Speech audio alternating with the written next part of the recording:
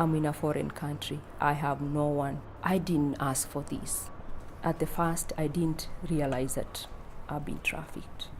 For them to have put me under the table that the dog used to sleep, for me that was inhuman.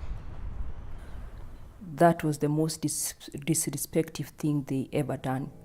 With her passport taken by her unscrupulous employer, who'd relocated to Sydney from East Africa, Susan, a housekeeper, says she was forced to endure weeks of mistreatment. I wanted to go out and water the plants outside.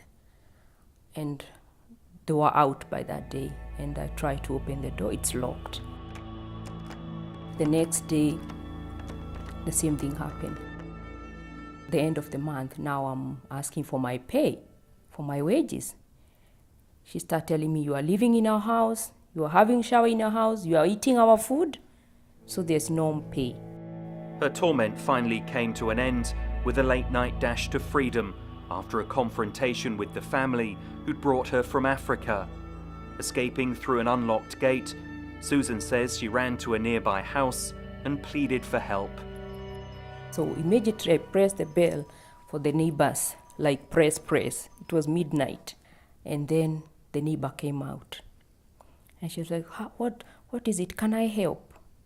I told her, call the police. Susan says she was held captive in an ordinary home. It was her suburban prison. Her alleged abusers were never charged. Very few are. There have been just 17 successful prosecutions for slavery and related offences in Australia since 2004.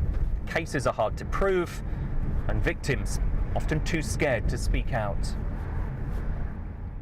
People are coming from developing parts of the world to Australia on the promise of decent work, but when they get here they find that it's not work at all, it is slavery. Following her ordeal, Susan was granted a refugee visa and now lives in Sydney with her children. Campaigners estimate that around 3,000 people could be enslaved in Australia. Phil Mercer, BBC News, Sydney.